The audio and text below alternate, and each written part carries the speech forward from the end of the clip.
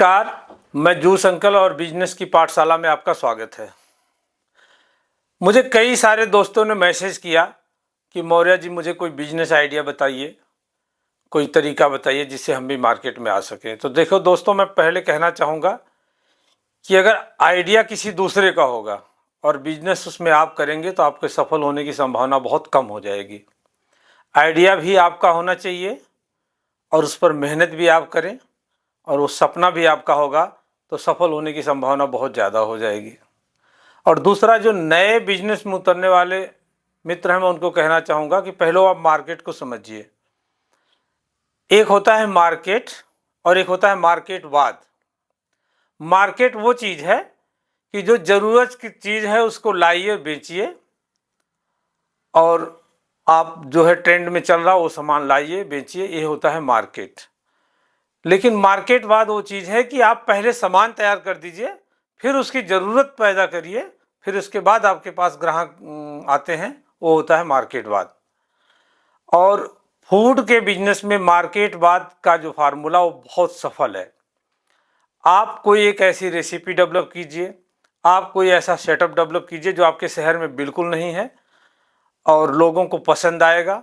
लोग आपके पास आपकी रेसिपी पे, आपके टेस्ट पे आएंगे और ऑटोमेटिक उसके अलग ग्राहक पैदा हो जाएंगे और आपको किसी तरह का कंपटीशन फेस नहीं करना पड़ेगा। ये है मार्केटवाद।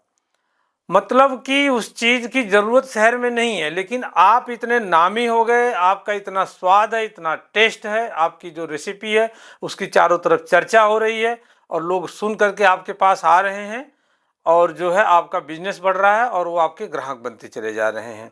यह है मार्केटवाद का फार्मूला। और ये कोई नई चीज़ नहीं है। जो चीज़ आपके शहर में चल रही है उसमें ही आप जो है, मान लीजिए कोई फूड चल रहा है और लोग हाइजीनिक का ध्यान नहीं दे रहे, लेकिन आप बहुत साफ़ सुथरे तरीके से बनाइए, बैठने की जगह अच्छी कर दीजिए और उसमें टेस्ट भी अच्छा लाइए, उसकी लुक भी अच्छी कीजिए, उसकी पैकिंग अच्छी कर दीजिए और अब ऑटोमेटिक वो बिजनेस बढ़ जाएगा और आपका काम चल पड़ेगा।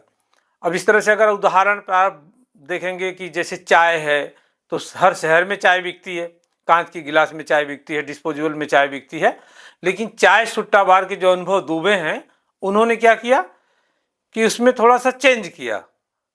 चाय वो कुल्हड़ में देने लगे, 7 दिन के 7 फ्लेवर की चाय देने लगे और लोगों में एक रीमर फैल गई कि यार वहाँ पे अलग अलग टेस्ट की चाय मिलती है और कुल्हड़ में मिलती है और चाय बहुत अच्छी मिलती है। और एक नया ही क्रेज हो गया और आज कम से कम 300 करोड़ का एम्पायर खड़ा हो चुका है। इसी तरह से अगर आप दिल्ली से जयपुर के हाईवे पे जाएंगे तो जगह जगह बोर्ड लगा होता है, महाराजा का खाना चूक न जाना, महाराजा का खाना चूक न जाना। और एक टाइम होता है कि वो रेस्टोरेंट आता है और लोग कहते हैं चलो यार एक बार ट्राई तो कर लें क्या है, और लोग वहाँ जाते हैं और बहुत ही बढ़िया जो है उनका सिस्टम है और बहुत अच्छा खाना मिलता है। और इस तरह से एक दूसरे पर वो रिमर फैलती चली जाती है और बहुत ग्राहक उनके पास आते हैं। इसी तरह से मैं ये कहता हूँ कि अगर आपको मार्केट में उतरना तो सबसे पहले आप कुछ नया पैदा कीजिए, कोई नया आइडिया, नया टेस्ट और कोई नई रेसिपी पैदा कीजिए और इसके बाद मार्केट में उतरिए। आपको किसी तरह के कंपटीशन नहीं झेलना पड़ेगा और आप अपनी जगह बना जाओगे। और अगर आपके दूसरे के आइडिया पे काम करेंगे तो आइडिया उधार का होगा, फिर आप मेहनत कर रहे होंगे, उसमें आपका वो सपना भी नहीं होगा कि मैं इसको कहाँ तक ले जाऊँगा, क्या कर पाऊँगा, तो ये फेलियर होने का चांस होता है। इसलिए आइडिया आपका होना चाहिए। आप मार्केटवाद पैदा कीजिए, अपने आप ऑटोमेटिक आपका अपना ग्राहक बनेगा, आपका अपना बाजार बनेगा और आप उसमें सक्सेस हो जाएंगे। और मैं इसी के साथ कहना चाहूँगा कि जब बदलेंगे आप तो बदलेगा भारत। जय हिंद।